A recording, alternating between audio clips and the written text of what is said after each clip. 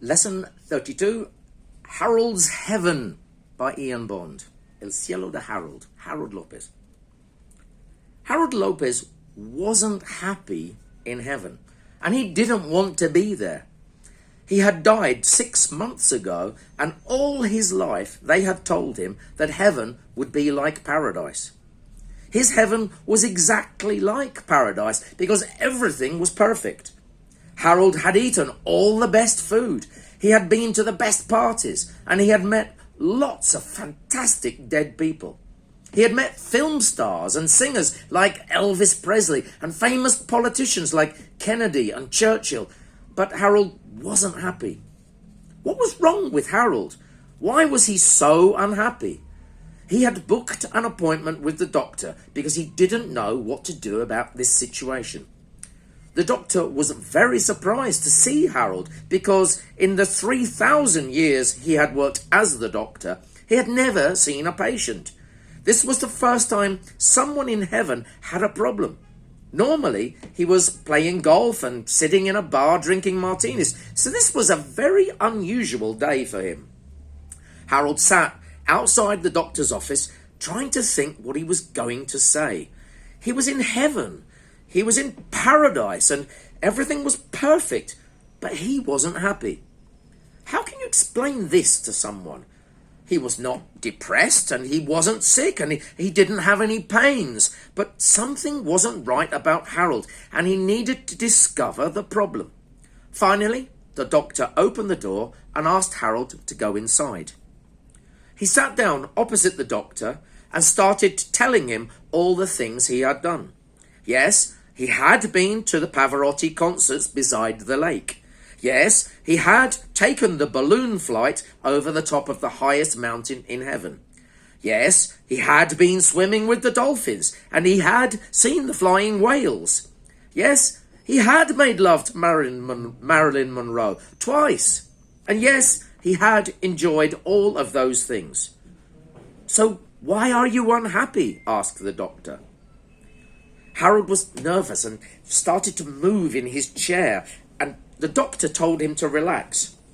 Harold tried to explain, but he didn't know where to start.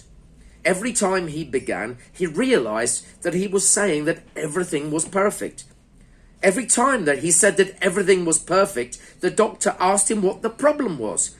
But Harold didn't have the answer. The doctor tried again, suggesting more activities. But Harold had done most of the things he suggested.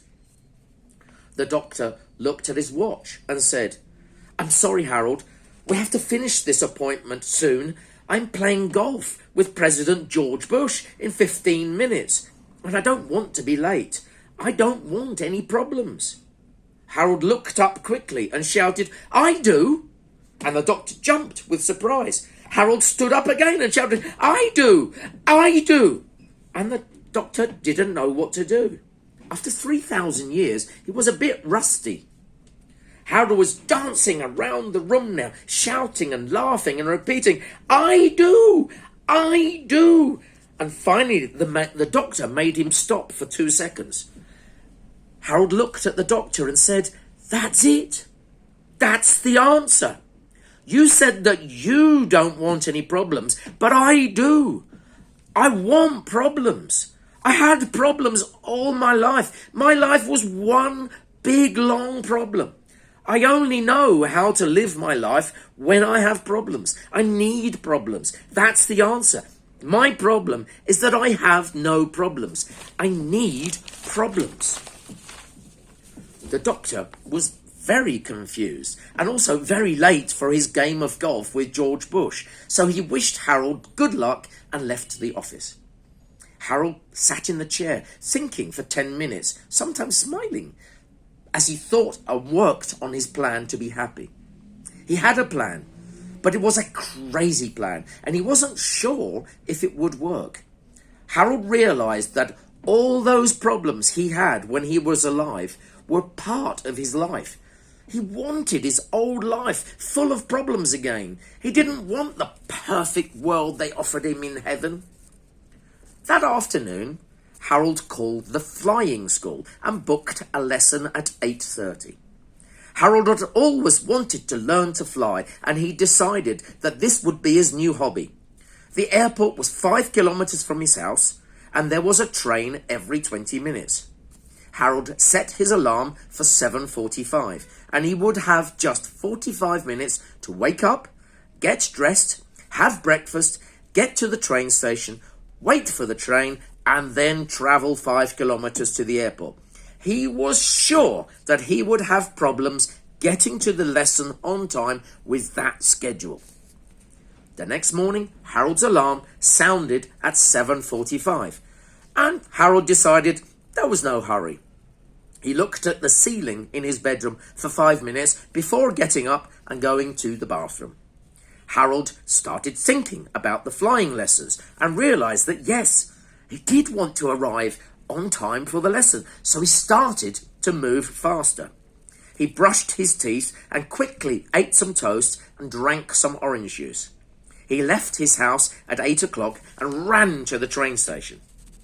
He arrived at 8:05, bought a ticket, and started looking at his watch, wishing that he hadn't planned it so badly. Luckily for Harold, the train arrived at 8:10, and he sat down in a seat near the window. The train didn't move, and he could see the train driver was on the platform, laughing and chatting with the man in the cafe. Harold wanted to go. He wanted to shout at the driver and tell him that he was late, but he didn't want any problems. Oh yes, he did. Harold opened the window of the train and shouted, "Hey, can you drive the train, please? I have a flying class in 15 minutes and I'm going to be late." The driver laughed and continued talking to the man in the cafe. "Excuse me," called Harold again. "I'm serious. I need to get to the airport quickly." The driver said goodbye to the man in the cafe and came over to Harold's window, still smiling. "Late? Late?" said the driver. "No one will arrive late. That's impossible." "Why is it impossible?" asked Harold. "You'll see," said the driver. The train started moving slowly, and within 30 seconds, the ticket collector arrived and asked to see Harold's ticket. The ticket collector asked Harold what time he needed to arrive at the airport. Harold said his lesson was booked for 8:30. "So is 8:25 okay for you?" the man said. Yes, he replied, a little confused. The ticket collector took out his radio and said, "Airport, 8:25, please." And he heard someone say, "Roger." The train stopped one more time, and again the driver got out and chatted with people on the platform. It was 8:23 when the train started moving again, very slowly. At 8:24, he heard an announcement on the train. "The next station is the airport. Please have a nice day, Harold." And at exactly 8:25, the train stopped in the station at the airport. Harold got off the train, and the first thing he saw was a big sign saying "Flying Lessons Office." Harold went inside. "Good morning, Mr. Lopez. Perfect timing for your 8:30 lesson." Harold was still confused. How did the train arrive at exactly the time he needed to arrive? He had left his house late, but he had arrived 5 minutes early. The instructor tried to start explaining about the class, and Harold started to pay attention. Learning to fly a plane was not easy, so he had to concentrate to understand everything. His first lesson was very technical. He didn't fly a plane, and Harold had to take some books home and do some homework. Harold didn't like homework. He had never liked homework when he was at school. Harold watched TV and forgot to open the books. He forgot to study, and he went to bed and forgot to set his alarm. Harold had another lesson booked at 8:30 a.m. Harold woke up at 8:45, and suddenly he remembered his flying lesson at 8:30. He grabbed his phone and called the flying school. "Oh, hello, Mr. Lopez. We received your cancellation during the night. We have space at 10:30 a.m. today. Is that okay with you?" "What cancellation? I didn't cancel the lesson," said Harold. The man explained to Harold that he had automated cancellation. If you don't set your alarm, then we get a cancellation. So what you're saying is that I can never be late? He asked. That's correct, Mr. Lopez. We will always change our plans for you. Remember, this is heaven. Everything is perfect here. Harold wanted to scream the words, everything is not perfect because I am not happy. But he didn't. He just said, okay, thank you. I will see you at 10:30. And he put the phone down and went to make his breakfast. He left his house at 10 a.m. to get the train. Once again, they asked Harold what time he wanted to arrive. He told them 10:25.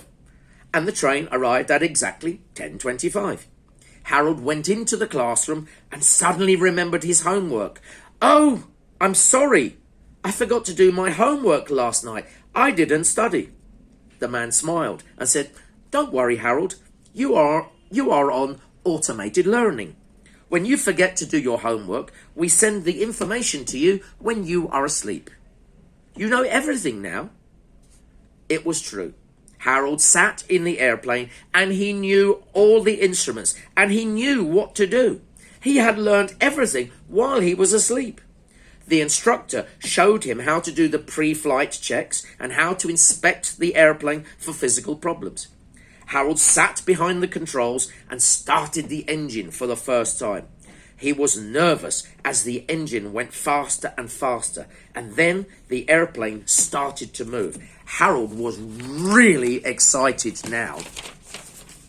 They waited at the end of the runway, and finally the instructor said, okay, full power, Harold. And Harold pushed the controls forward and the airplane started to move slowly and then faster and faster. This was the most exciting thing Harold had done in his life and death. The instructor said, pull back on the stick. And Harold pulled back on the stick and the nose of the plane immediately went up and Harold started flying in the air. They went higher and higher, and Harold could see the airport below him. He could see the town and the train station and the football pitch. He could see lakes and rivers, and he could see mountains in the distance. This was fantastic. Harold had never felt so free. He was flying like a bird.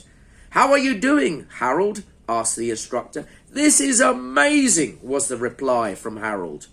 He hadn't stopped smiling since they had taken off from the ground. They practiced turning and going up and going down, and Harold loved flying. He didn't want the lesson to stop. The instructor finally said, okay, Harold, let's go back to the airport now. There's another student waiting for the lesson. Harold was unhappy that the time had passed so fast, but he knew that he could come back the next day for another lesson. He turned towards the airport, and just then there was a loud noise from the engine. What was that noise? Asked Harold. The instructor took the controls and started pushing buttons and tapping dials. We have a problem, Harold. Please stay calm. What kind of problem? Asked Harold. The instructor was on the radio now saying, traffic control, this is Golf Tango Zebra Oscar Foxtrot. We have an emergency. Permission to make immediate landing. Please advise the fire department that we have no hydraulics and no brakes. Harold looked out of the window and he could see that they were getting closer to the ground very fast, too fast. He could see the airport in the distance. It was too far away. Then the pilot pulled back on the stick and the airplane started to go up again. Don't worry, Harold. I have everything under control. I am looking for some hot air to take us up. Trust me. Harold had never been scared like this before. He trusted the pilot with his life now. As they got closer to the airport, Harold could see the fire trucks racing along the runway. The pilot was flying the plane with no engine, just trying to stay up in the air for enough time to land at the airport. Harold didn't speak. Harold was holding his seat with both hands and watching the airport in the distance, getting slowly closer and closer. But they were getting lower and lower to the ground. The pilot looked worried. This didn't help Harold. The pilot clicked a button and started talking to the control tower again. Control tower, this is Golf Tango Zebra Oscar Foxtrot. I don't think we're going to make it. I think we're going to have to go down before we reach the airport. Please advise. Harold nearly had a heart attack when he heard these words. The control tower replied with, Golf Tango Zebra Oscar Foxtrot, we do understand. Do you think you can land on the golf course? Negative, said the captain. I am too low. I think we have to go down in the river. Understood, was the reply. The pilot looked at Harold and asked, Can you swim? And Harold just nodded his head to say, Yes. The pilot pointed at the river and said, That is where we are going, Harold. As soon as we hit the water, I want you to take off your seatbelt and get out of the plane as fast as possible. Don't jump in the water. Stay on the plane.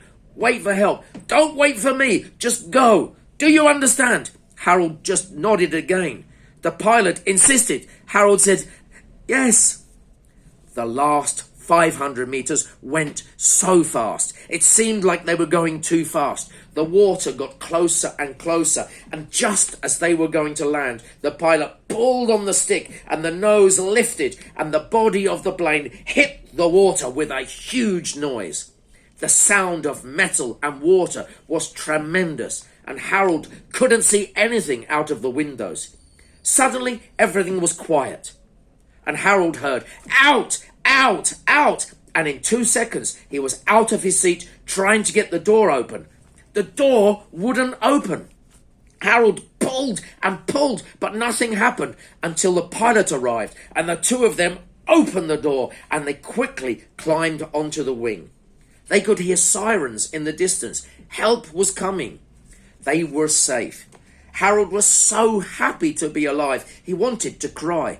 He looked at the pilot and said, You are a hero. You saved my life.